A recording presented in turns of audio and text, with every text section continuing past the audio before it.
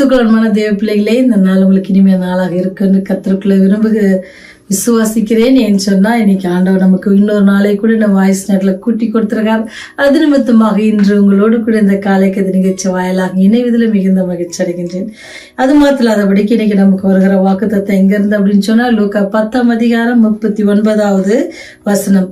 அவளுக்கு மரியாள் என்னப்பட்ட ஒரு சகோதரி இருந்தால், அவள் இயேசுவின் பாதத்தருகே உட்கார்ந்து அவருடைய வசனத்தை கேட்டு கொண்டிருந்தாள் அப்படின்னு சொல்லி போடப்பட்டிருக்கிறது.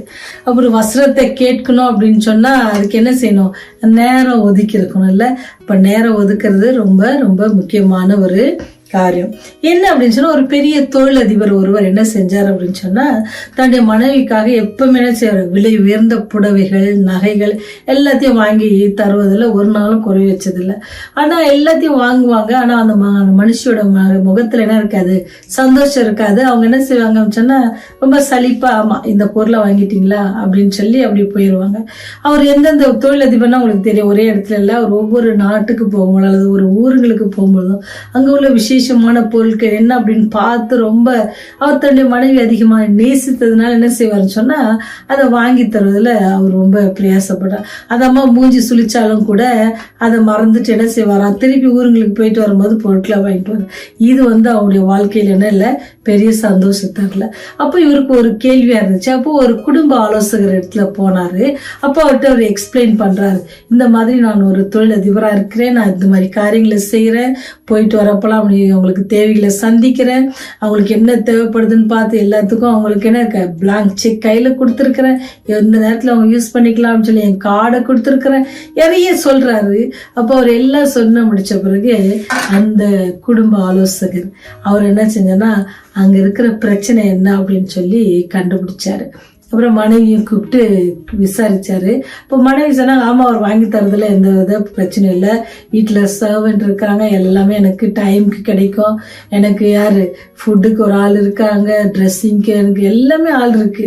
ஆனா எனக்கு என்ன இல்லை, சந்தோஷம் இல்லை. ஏன் சந்தோஷம் இல்லை? இவ்வளவு பொருட்கள் இருக்கே, ஏன் உங்களுக்கு சந்தோஷம் இல்லை? உங்ககிட்ட இல்லாத பொருள் என்ன இருக்கு? எந்த தேசத்து பொருள் இல்லை, எந்த ஊர் பொருள் இல்லாம இருக்கு, உங்க வீட்டுல எல்லாமே இருக்குதே அப்படின்னு சொல்லப்ப அவர் சொல்றாரு, இவ்வளவு வாங்கி கொடுக்குறாரு, ஆனா என் கூட என்ன இல்லை, டைம் ஸ்பெண்ட் மாட்டாங்க, பேச மாட்டாங்க, என்ன காரியம் நடக்குதுன்னு ஷேர் பண்ண மாட்டாங்க அப்படின்னு சொல்லி அந்த சகோதரி சொன்னாங்க.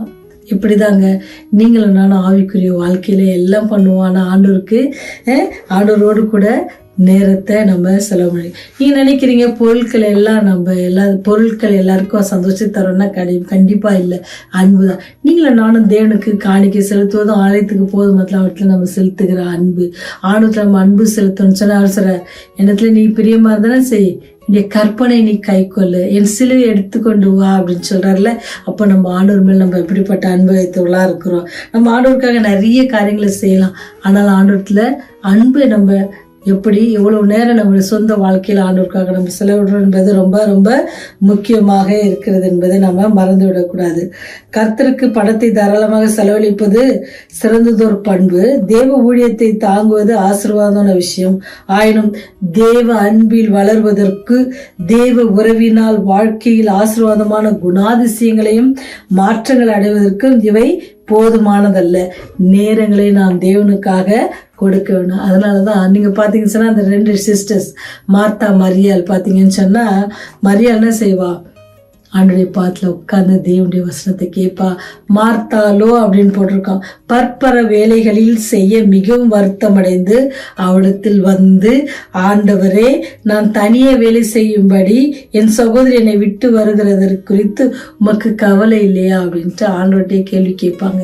ஆண்டுடைய சமூகத்துல நம்ம சேர்த்து செலவழிப்புன்னு சொன்னா நம்ம எல்லாவற்றையும் இங்க பாத்தீங்கன்னு சொன்னா, மார்த்தால் என்னது மிகவும் வருத்தம் அடைந்து அவளத்தில் வந்து கேட்பாங்க. பல பல வேலைகள் நம்ம எல்லா காரியத்தையும் மனசுல வச்சு போட்டுக்கிட்டோம் அப்படின்னு சொன்னா நம்மளால என்னதான் சோர்வுதான் வரும். ஆனா எல்லாவற்றையும் தூக்கி போட்டுட்டு ஆண்டுடைய பாத்துல ஒரு துக்கமா இருக்கிறீங்களா, கவலையா இருக்கிறீங்க, வேதனையோடு இருக்கிறீங்க, கண்ணீரோடு இருக்கிறீங்க, வியாதியோடு இருக்கிறீங்க, பண பிரச்சனை இருக்கீங்கன்னு சொன்னா இந்த வேதாந்தத்தை எடுத்து அதிகாரங்களை வாசிங்க. அது வாசிக்கும் பொழுது உங்க இதயத்துல இருக்கிற பாரங்கள் எல்லாம் அப்படியே நீங்கி போகும். அதை நான் அனுபவிச்சிருக்கிற, அதனால சொல்றேன். நீங்களும் அதை என்ன செய்யுங்க, ஆராய்ச்சி பண்ணி பாருங்க. நீங்களும் அதுல என்ன செய்வீங்க, அந்த உணர்வை காண்பீங்க. ஏன்னு சொன்னா ஆண்டுடைய வார்த்தை, ஆண்டுடைய வசனம் நம்ம என்ன செய்யுமா, தேற்றும் ஆறுதல் படுத்தும் வழி தப்பித்து வருவதற்கான போக்கை நமக்கு காண்பிக்கும். அந்த ஆண்டவர் சொல்றாருல, போக்கை அது நமக்கு உண்டு பண்ணவர் வல்லவரா இருக்கிறார். இங்க மார்த்தாள் வருத்தத்தோடு இருக்கிறாங்க, ஆண்டவர்ல கேட்கிறாங்க. இங்க மரியாள் ஆண்டவருடைய பாதத்துல இருக்கிறாங்க, ஆண்டவருடைய வசனத்தை அவங்க கேட்கிறாங்க. அப்போ இயேசு அவர்களுக்கு பிரதித்திரமாக என்ன சொல்றாரு பாருங்க, மார்த்தாளே மார்த்தாளே, நீ அநேக காரியங்களை குறித்து கவலைப்பட்டு கலங்குகிறாய், தேவையானது ஒன்றே. மரியாள் தன்னை விட்டு எடுப்படாத நல்ல பங்கை தெரிந்து கொண்டார். நீங்க ஆண்டவரோடு செலவழிக்கிற ஒவ்வொரு நேரம் எப்படின்னு சொன்னா நல்ல பங்கு. பங்காளர்கள் நீங்க கேள்விப்பட்டிருக்கீங்கல்ல, நல்ல பங்கு எடுத்திருக்கிறோம். நல்ல பங்கு எடுத்தா நம்ம ஷேர் என்னது ரொம்ப நல்லா இருக்குன்னு அர்த்தம். அவனுடைய பாதத்துல உங்க ஷேர் நல்லா கிடைக்கணும், நல்லா எப்பவுமே இதுவா இருக்கும். இன்வெஸ்ட்மெண்ட் எப்படி இருக்கணுமா, அவனுடைய பாதத்துல நீங்க அதிகமாக நேரத்தை செலவழிக்கும் பொழுது நல்ல பங்கு உங்க இடத்துல திருப்பி ஆசீர்வாதமாக கிடைக்கும் என்பதுல எந்தவித காரியமே இல்லை.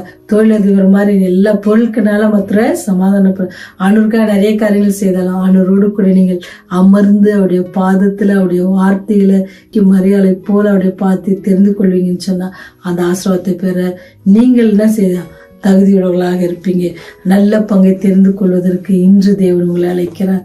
அந்த நல்ல பங்கை தெரிந்து கொள்ள நீங்கள் ஆயத்தமா இருக்கீங்களா? ஜெபம் செய்வோம். வல்லமையுள்ள தகப்பனே, இந்த உலகத்தின் அதிபதியாகிய கர்த்தாவே, எங்களுடைய பாவங்களையும் பாராதபடிக்கு எங்களை ஒவ்வொரு நாளும் நேசித்து எங்களை வழிநடத்தி எங்களை பாதுகாக்கிறவரே, ஜீவனுள்ள ஒரு தேசத்தில் எங்கள் பெயர்களை இன்று நீர் பதிவு செய்து எங்களை மாத்திரமல்ல எங்களை சார்ந்தவர்கள், எங்களுடைய குடும்பங்கள், பிள்ளைகள், பேர பிள்ளைகள், பெற்றோர்கள், உறவினர்கள் எல்லாரோடும் கூட உடைய கிருபை இருந்ததுக்காக நன்றி செலுத்துகிறோம் தகப்பனே. இந்த நாளிலும் கூட ஆண்டவரே இந்த செய்திக்காக நன்றி செலுத்துகிறோம். நாங்கள் நல்ல பங்கை தெரிந்து கொள்கிற பிள்ளைகளாக இருக்க கிருபை செய்யுங்க. இந்த உலகத்தின் காரியங்கள் எல்லாம் அழிந்து போகிற காரியங்கள் ஆண்டவரே, உடைய பாதத்தில் நாங்கள் செலவழிக்கிற ஒவ்வொரு நிமிஷமும் ஆண்டவரே அது ஒரு பிரயோஜனம் உள்ள நேரமாகும், எங்களை ஆறுதல் படுத்துகிற நேரமாகவும் தேடுதல் படுத்துகிற நேரமாகவும் சுகமளிக்கிற நேரமாகவும் இருப்பதற்காக நன்றி செலுத்துகிறோம் தகப்பனே. அதை நாங்கள் உணர எங்களுக்கு கிருபை செய்யுங்க. ஒருவேளை பாரத்தோடு வேதனையோடு கண்ணீரோடு இருக்கிற பிள்ளைகள், எங்கே போவோம் என்று அங்கலாய்க்கிற பிள்ளைகள், உடைய நாமத்தை ஒன்று இருக்கிறது, உண்மை நம்புகிறவர்களை கைவிடாது தேவன் ஒரு இருக்கிறார் சொல்லி உண்மை பின்பற்ற அந்த பிள்ளைகளை நீங்க வழிநடத்துங்க. ஆவியானவரை கொண்டு வழிநடத்தி இந்த செய்தியை கேட்கிற ஒவ்வொரு குடும்பங்களையும் ஆசீர்வதிங்க, ஆசீர்வாதத்தினால் நிரப்புங்க ஆண்டவரே. நீரை தொடர்ந்து அவர்களோடு கூட இருந்து இடைப்படுங்க சுவாமி. இந்த வெளியிலும் கூட வாலிப பிள்ளைகளுக்காக ஜெபிக்கிறோம். உலகப்புறமான காரியங்களை தாங்கள் ஈடுபடுத்தி கொள்ளாதபடிக்கு, பாவம் சேற்றிலே விழுந்து விடாதபடிக்கு, தானியலை போல ஷாத்ராக் மேஷாக்கை போல ஆண்டவரே உமக்கு சாட்சிகளாய் நிற்க, பாவத்திலிருந்து மீண்டு வர நிற்கிற செய்யுங்க சுவாமி. பாவத்தின் மத்தியிலும் பாவம் இல்லாமல் நீர் ஜீவித்தது போல நாங்களும் ஜீவிக்க எங்களை ஒப்பு கொடுக்கிறோம். நீங்க பொறுப்பேற்றுக் கொள்ளுங்க, வழி நடத்துங்க, பாதுகாத்துக் கொள்ளுங்க. இயேசுவின் வழியை ஜெபிக்கிறோம் ஜீவனுள்ள நல்ல பிதாவே. ஆமேன், ஆமேன்.